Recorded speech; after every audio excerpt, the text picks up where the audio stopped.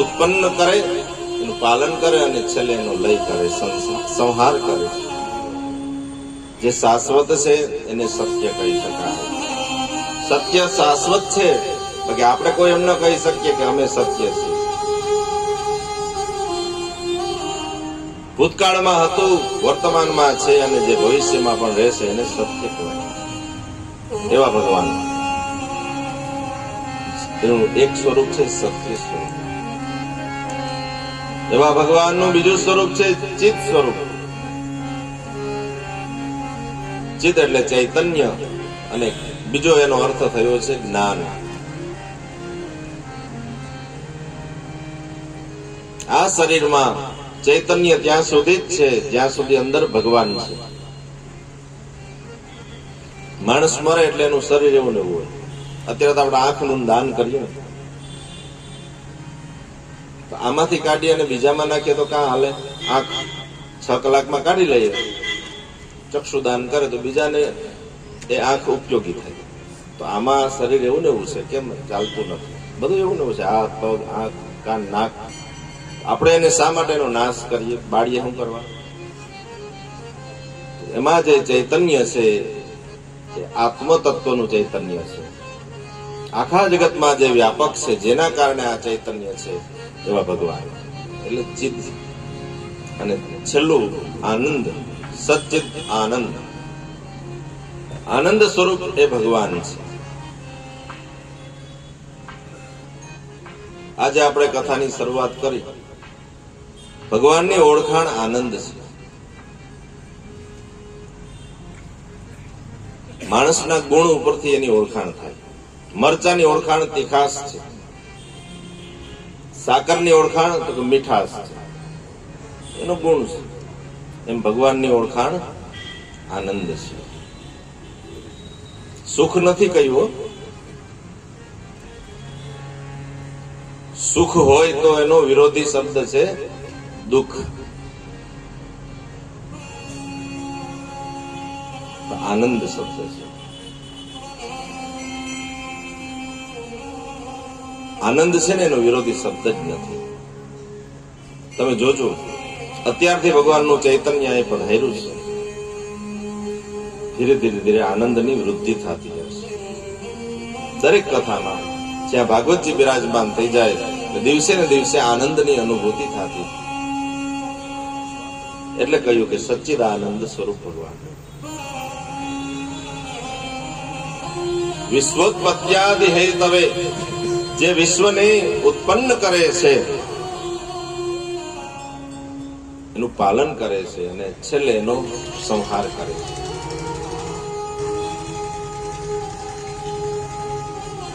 આ જ ક્રિયા આપણે બધા પણ કરીએ, પણ આપણે ભગવાન ન કહેવાય. કોઈ પણ વસ્તુ ઉત્પન્ન કરવી, આપણે એક મકાન બનાવ્યું, ઉત્પન્ન કર્યું કહેવાય ને. પાલન કર્યું એટલે એને આપણે 2-5 વર્ષે રંગરોગાન કરીએ, રિપેર કરીએ, મેન્ટેનન્સ જેને કહેવાય, આપણે એને મેન્ટેન કરીએ એટલે એનું પાલન કર્યું. અને છેલ્લે બહુ જર્જરી થાય એટલે પાડીને પાછું પાયાથી બનાવીએ એટલે એનો સંહાર કર્યો. તો આપણે ભગવાન ન કહેવાય. આપણામાં ભગવાનમાં ફેર શું છે? જે ઉત્પન્ન કરે છતાં એને એમાં મોહ નથી. સુવર્ણની દ્વારિકા હતી, ભગવાન ઉત્પન્ન કરે વિશ્વકર્મા દ્વારા, એને એમાં મોહ ન હોય. આપણે ઉત્પત્તિમાં મોહ હોય. પાલન કરે ભગવાન આખા જગતનું, પણ ક્યારેય ભગવાને કોઈના ખેડૂતના ખેતરમાં જઈને એમ નથી કીધું કે જા તારા ખેતરમાં જે વાવેલું છે ને એમાં 1 ઇંચ વરસાદ થઈ ગયો કે 5 ઇંચ વરસાદ થઈ ગયો. પાલન કરે તો એને અહંકાર નથી. અને આપણે બધા પાલન કરીએ ને તો આપણામાં એક સૂક્ષ્મ અહંકાર હોય. ભાઈ કમાઈને આવતા હોય એટલે સાંજે ઘેર આવે એટલે સોફા પર બેસી જાય એટલે એને પાણીનો ગ્લાસ, એની એવી અપેક્ષા હોય કે હું આવું એટલે આ તૈયાર જ હોવું જોઈએ, ચા તૈયાર હોવી જોઈએ. એવો એને સૂક્ષ્મ અહંકાર હોય કે આ ઘરનું પાલન હું કરું છું. એ આપણામાં હોય, ઈશ્વરમાં ન હોય. અને અંતે એનો પ્રલય કરે, લય કરે તો એમાં એને શોક નથી, આપણને શોભ. શ્રીમદ ભાગવતની કથા સાંભળવાથી ડોંગરેજી મહારાજ કહેતા, જીવ, જગત, ઈશ્વર અને માયા આ ચારની ઓળખાણ. જીવ, જગત, ઈશ્વર અને માયા. તો એવા ભગવાન જે સચ્ચિદાનંદ સ્વરૂપ છે એને અમે પ્રણામ કરીએ. વિશ્વની ઉત્પત્તિ કરે, પાલન કરે અને છેલ્લે એનો સંહાર કરે એવા ભગવાનને અમારા પ્રણામ. પેલા એના રૂપનું વર્ણન કર્યું, પછી એનું કાર્ય શું છે. આપણે કોઈને ઓળખાણ આપીએ, અજાણ્યા માણસને એમ કહે કે સહેજ ઊંચો એવો ભાઈ છે,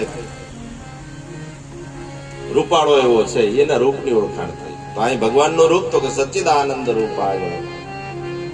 શું કરે છે તો કે બેંકમાં નોકરી કરે, આપણે એમ કહીએ ને. તો અહીં ભગવાનનું કાર્ય બતાવ્યું કે ઉત્પત્તિ કરે, પાલન કરે અને છેલ્લે એનું લય કરે એવા ભગવાન. અને છેલ્લે એનું સ્વભાવ વર્ણન કર્યો. કેવા છે ભગવાન? તાપત્રય વિનાશાય શ્રી કૃષ્ણાય વયં નમઃ. તાપત્રય વિનાશાય, ત્રણ પ્રકારના તાપમાં આપણે બધાએ પડીએ છીએ. આદિ દૈવિક, આદિ ભૌતિક અને આધ્યાત્મિક. આ સંસ્કૃતમાં વાત થઈ. શાસ્ત્રની ભાષામાં, આપણી ભાષામાં જોઈએ તો ત્રણ પ્રકારના તાપ ક્યાં ક્યાં છે તો કે આદિ, વ્યાધિ ને ઉપાધિ. એની વ્યાખ્યા ખબર છે? આદિ કોને કહેવાય, વ્યાધિ કોને કહેવાય, ઉપાધિ કોને?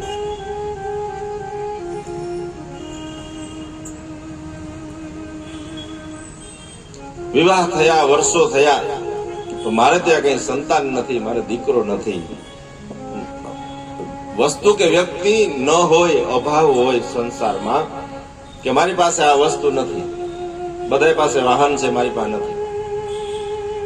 બધાને સંતાન છે તો મારી ત્યાં નથી. ભગવાને કૃપા કરી, દીકરો નથી તો દુઃખી થતો હતો, ને ભગવાને કૃપા કરી એટલે દીકરાનો જન્મ થયો. બહુ રાજી થયા. દીકરો નહોતો એટલે દુઃખી થતા હતા. એ દીકરો મોટો થયો અને દુશ્મન બન્યો, અને દીકરાને કારણે સમાજમાં ક્યાંય હાલવા જેવો ન રહી, અને દીકરાને કારણે દુઃખી થાય. વસ્તુ ન હોય એને દુઃખી થાય એને કહેવાય આદિ, ને એ જ વસ્તુને કારણે જયારે આપણે દુઃખી થાય એને કહેવાય ઉપાધિ. એટલે આપણે કહીએ કે આ ઉપાધિ તે લીધી છે. અને વ્યાધિ એટલે શરીરના રોગો, એની વ્યાખ્યા છે. તો આ ત્રણ પ્રકારના તાપમાં આપણે બધા રોજ બળીએ છીએ.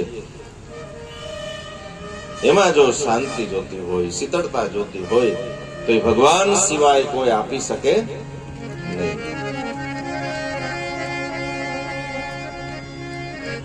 અત્યારે તો માણસ એના બુદ્ધિ કઈ તરફ હાલે આપણે ખબર ન પડે એવી બુદ્ધિ અત્યારે માણસની થઈ ગઈ. એમાં યુવાનોની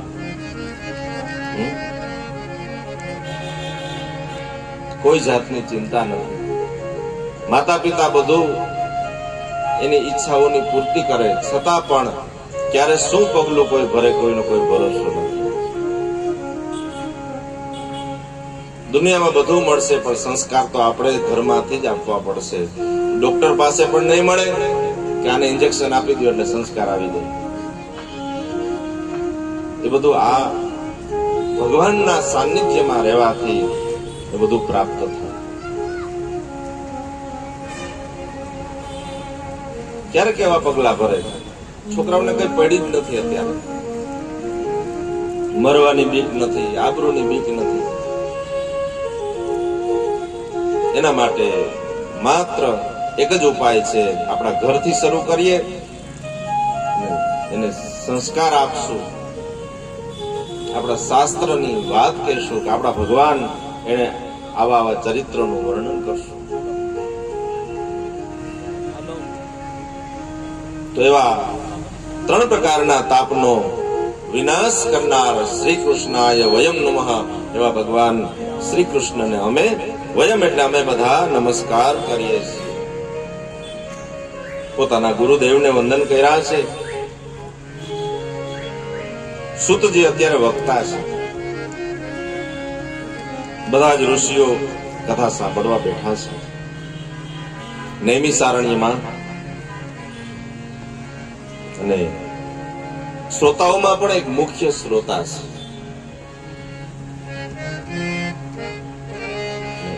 એનું નામ છે શૌનક. શૌનક મહારાજ ઉંમરની દ્રષ્ટિએ કથાના વક્તા કરતા શ્રોતા ઉંમરમાં મોટા છે, પણ અત્યારે શ્રોતા તરીકે આવ્યા એટલે બે હાથ જોડી અને વક્તાને પ્રણામ કર્યા, સૂતજીને અને પ્રશ્ન કર્યા છે.